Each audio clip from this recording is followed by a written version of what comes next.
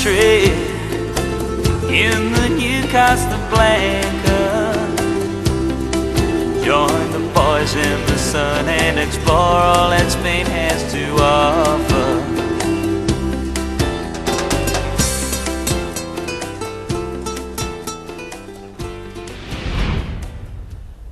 Do you know, they do loads of golf round here. Big style. They've got Villa Martin, that's got all the restaurants, the bars, 3 courses, fantastic. But oh no, you wanted to try sea fishing. I suppose golf's a bit beyond you, is it? 6? A handicapper's... Where do you play? Yeah. I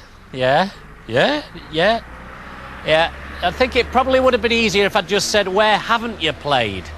Sandwich. Oh, well, I have. No, I haven't. No, I've never been there. Never set foot on it in my life. Don't...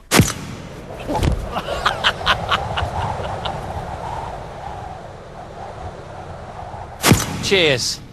Well, the idiot that ran that clip in and I have actually done a spot of fishing quite a few places, including Connemara on the west coast of Ireland. Beautiful day it was.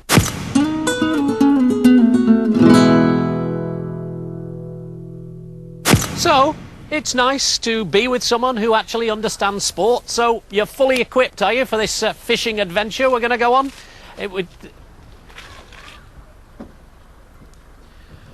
Have you got a maggot or a worm to stick on the end of this needle? Some bread.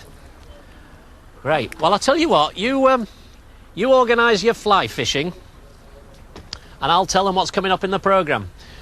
We're going to go with Nando, ironically, to a fish market, because they do that big style round here. Benissa will be the first stop. Then we'll go on to Gata for some crafts. Plus, all the usual bits, including some dinosaur footprints. They're nice. Right. You get the programme started. I know you got both your hands full. Well, I'll tell you what. Tell him in the control room to get it started. Don't you worry.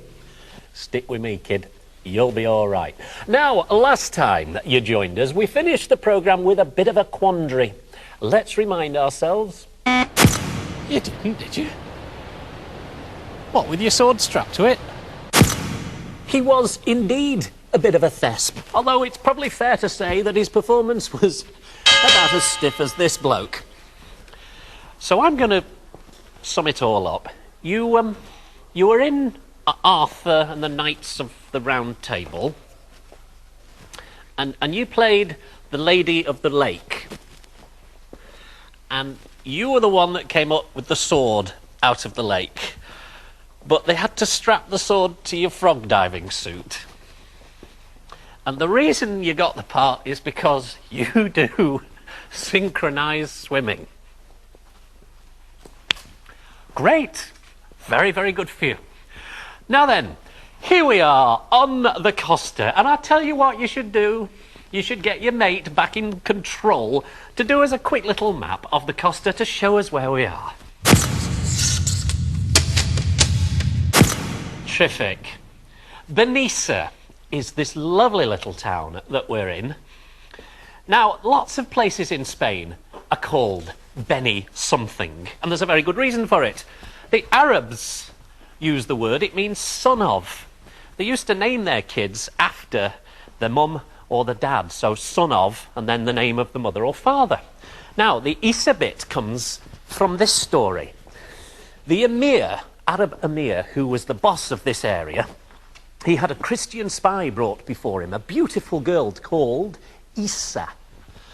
And before he could decide what to do with her, his son fell in love with her. And they got married and had a kid. The kid then becomes Benissa, a wool hall. It's only 12th century, that's all. Isn't it stunning? But they're still working on it. You can see where they want to put the door, but they've just got to do a bit of chipping, you know, before we can get into it.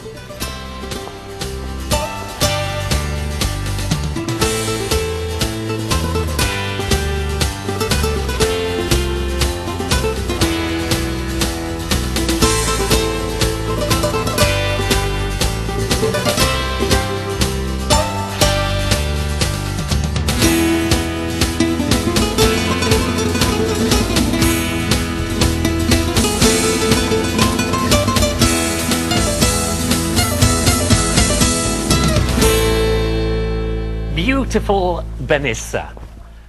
When you do it, do you wear one of those things on your nose? It's not like that. Brill. Yeah, right, okay. Never before have I had a better reason for doing this. The old Crusaders bit, because look, the Knights Templar. This says the Lodge of the Knights Templar, and there is the lodge. Why, I hear you ask, is it painted on the road? Well, I don't hear you ask that, because you know the answer to everything, don't you? But I'll tell you anyway. About 700 people in this town are members of the lodge, and they pay to be members. And once a year, they dress up as Moors and Christians, and it's a 4-day fiesta that is hugely important here. They reenact the Arabs taking the town, occupying it for centuries, and then the Christians under James I liberating it. In fact, you'll find that these fiestas happen all over the Costa, but they happen at different times for an obvious reason. They were all liberated at different times. Although James put himself about a bit, he did actually have to stage his progression up and down the Costa. Now, they have another fiesta here, which is the Fiesta of the Piece of Wood, because some people were blown, literally by a storm, into the port to take safe harbour. And whilst they were here, they were treated ever so well. So when they left, they gave the people a little wooden painting of the Virgin Mary. That year, the wine crop was so good, they decided it was definitely due to the painting. So they have a fiesta to celebrate it every year. Now, from the streets of Benissa to the streets of San Francisco, Carlos with his cocktail.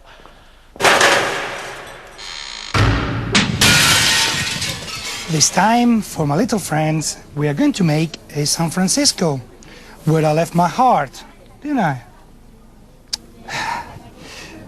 It's a non-alcoholic drink. There's 2 simple glasses, very popular with children. Just add up ice, orange juice,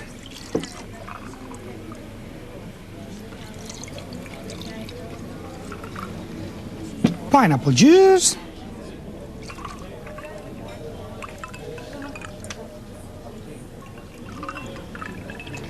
and grenadine. Is that pink? Yes, this is what gives the color. I like pink. Oh, good. This will make it nice and pretty. I like it with cassava. All right. Don't I? Yes, you do. And here we are. We'll just put, without slightly stirring them, so we don't blend the 2 colors too much, so you can see. And one for you. Can I try it yet? Yes, and one for you. We're going to go with Nicky took it off. There you are. The pirate. Is he nice? Oh dear. Is he nice? Yes, well, I'll tell you what you can do. You can try from that one. Try it. 10? Yes. We like it, don't we? Yeah, Yes. I like it. Carlos with a San Francisco, which is about as saintly as he will ever get.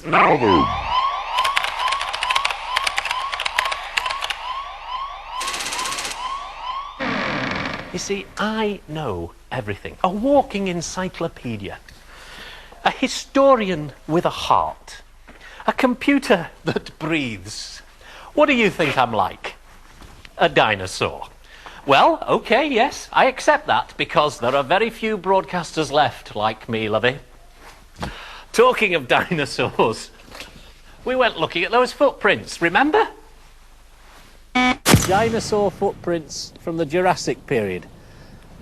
Yes, yes it is, but how did you know?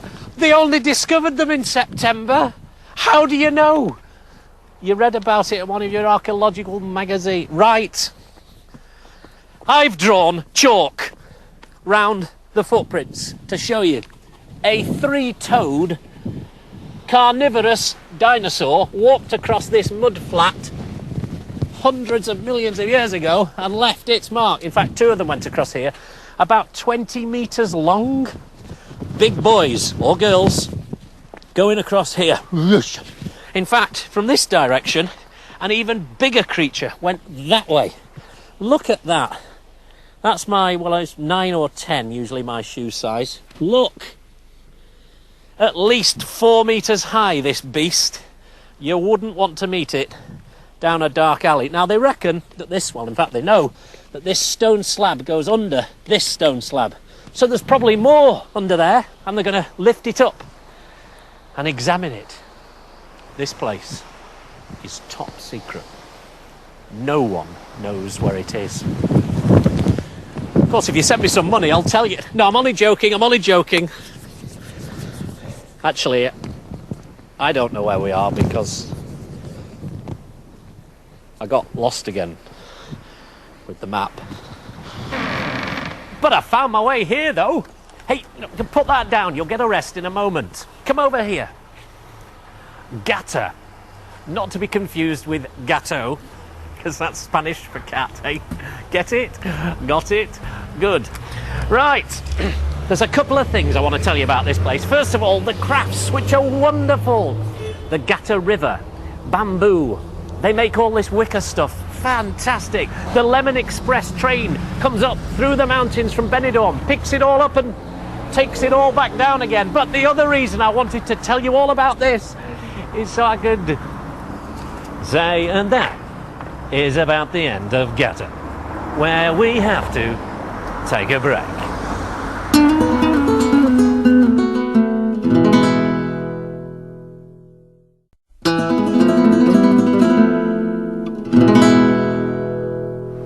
Get ready to start the pan. Okay, the light's right. Start the pan across the hills. Bring it round over the terracing, showing the old farm, the baraka. Brilliant. Pull it round to reveal the lush valley and the river flowing through. Do the pan. Look, the Arabs brought terracing to Spain. You can see it going right the way up the hills. And of course they brought water to those terraces, turning what was a hugely forested land into a rich land. Terribly, terribly fertile. Olives, grapes, citrus fruits, and I've always promised you a wild time. And there is some. A wild time. Look at this. It's heaven. We are in heaven with the door shut. Oh, I don't believe it. Of all the time to... Tim's terribly topical temperature tip. Look out, airhead. Here comes your tips on temps. Gota fria is the buzzword, even if it's two. It's a burst of dead bad weather that comes every 5 years, only it didn't last year. People there use the same name for the tropical rain you get spring and autumn, but the real thing is a big deal. Rest of the time, the Costa being flat with mountains inland, the weather ain't bad all round the year. They say that bad weather doesn't usually hang around longer than 3 days, but enclosed is a piece of wood to touch and whistle with. Right, some Spanish words from these very lips. Right, general greetings and then a few instructions. So, hello. Hola. Hola. Goodbye. Adiós. Adios. And thank you. Gracias. Gracias. With a th in the middle? Yes. Okay. Stop, as you're telling someone to stop. Para. Para. Para. And go. Sigue. Sigue. Which really means continue, but it's the same, that's what you'd say. Okay. Instead of go. Sigue. Sigue. Sigue. Go. Stop. Thank you. Hello. Goodbye. Yes. Right, Corral del Pato. Corral is Spanish for, it's a slang really for a house. Pato is duck. It's not gato, which is cat. Gatto, pato, get it, got it. Good. And they do traditional cooking here, rural style, right? They have a big roaring fire, but not just any fire, it's a fire of carob wood. That's a carob tree. This is a carob bean. They used to give these to donkeys, and they also use them instead of cocoa, I think. What's the matter? Do they come in tins and do they bake them? I don't know. Go in and have a look. How did you do that? You were hungry. Ah!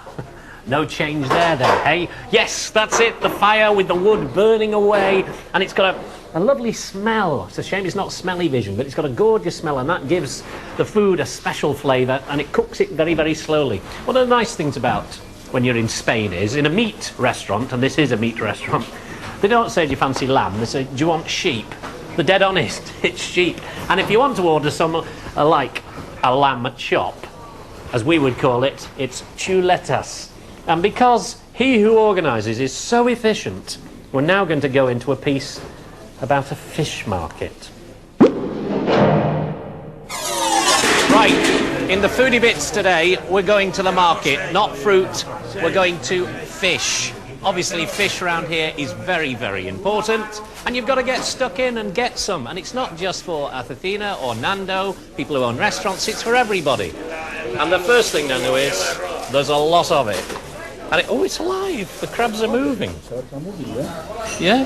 So it's very, very, very fresh. Yeah, they are very, very fresh. All the fish we used to come here very often because the fish are lovely and fresh. So look, if I was buying something like this langostinos here, how would I know that that was a good langostinos and it was fresh? Well, we see for the color, also for the eyes. We look the eyes.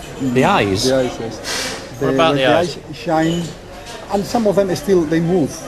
They move? Oh, they move, but the eyes is very important because if the eyes doesn't shine, that means they're not very, very fresh. So they've got to have bright eyes? Bright eyes. Right, okay. There's all sorts. There's lobsters and all sorts. You've even got freshwater crabs over there as well, Yeah, in boxes. They're still alive. They're still alive, yeah. So this is interesting. I've not seen these before. What is this? Oh, they're lovely. They grow in a very, in a very rough seas. The name is perferis, and we eat them just boiled with lemon juice. And well, you can see they are quite expensive. They're 4,600 pesetas. It's about £25. Very, very often because So right, so they are a delicacy. Right. Okay, but all the standard fishes here. There's that's red mullet, squid up there, sole, steaks, salmon. So you can find what you would find at home, but of course you can find one or two that you wouldn't find at home, like this is, like an example, this one. The name is, we call gallineta, but it's just to make, to boil. Boil? Yes, we eat them boiled in a special stuff with different vegetables and many other fishes all together. So it's like a stew fish, it's one that you do stew. Okay, now, very quickly, is there a day that's good for coming to the market? Well, we come nearly every day, but Mondays we don't come because we suppose that the fishermen, they don't work weekends. But that's top secret. That we know only the professionals, you know. And it's top secret. Please. Don't tell anyone, don't come on a Monday. But come and get stuck in. Grab it by a kilo and buy it and enjoy it.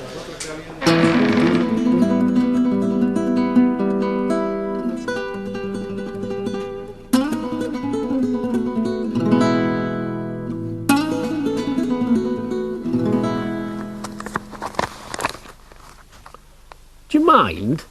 A moment of privacy, please. Get on with your panning. Look at the view. I'm just going through my fan mail. You know, some of the messages off the website. Do something useful. Go and get me an orange or something. You know, we've got loads of fans out here, and they're always coming up to me and saying, where's the funny one with the I mean, no, they're not, because I got rid of him. They say, how do you come up with such brilliant ideas?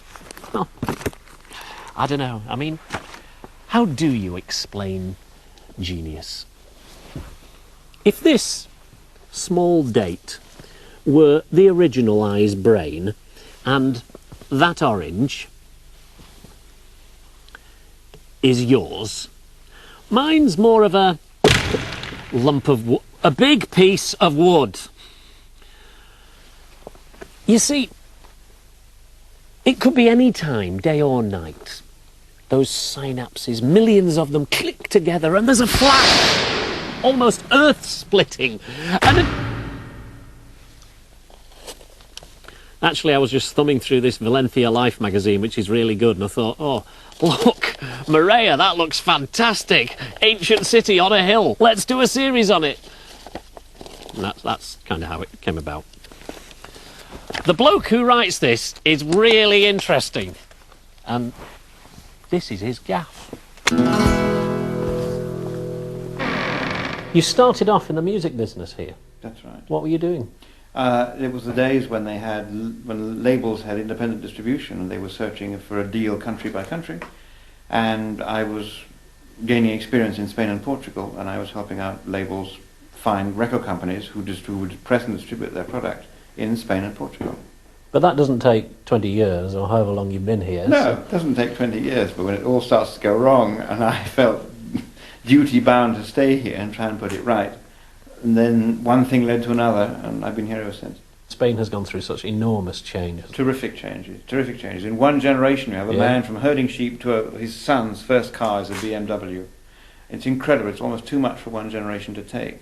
Now on to the magazine, Valencian Life. How did you get into that? And this is a fairly new magazine, isn't Yes, it is. That's what you have in your hand is only issue 2.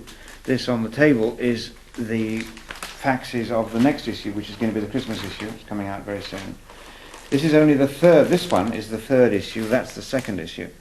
It was an idea that the Valencian government had when the government changed to promote the Valencian community very actively towards the English market. They decided that English was the international language, not French, English.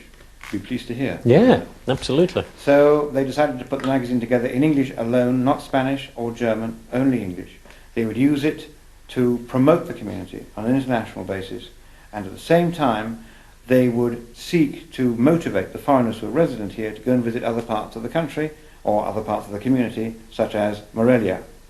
Which we went to. You went to. Okay, so we know that it works, that it gets people to go and have a look. But why did they choose you? Well, they knew I'd been here for a long time. I write for a weekly newspaper. The days of wine and neuroses that I had to go through to put it together is my problem, not their problem, but it was difficult. You see, there's a guy that knows vintage when he sees it. And now you know how I come up with these brilliant TV programme ideas. It's all about reading, and then reading. You see, graft for craft, like the next programme. When we go to Colossa with the waterfalls, to Berna with the sausages, on to Guadalest with the fortress, and then Nando's doing prawns in garlic, and Peru Bates tells us about her Indian restaurant. It's all themed around food, you see. Talking of which, have you caught us anything we can eat? What? How did you do that? It's all in the double-handed wrist action. Give it here. Have you got any bread left?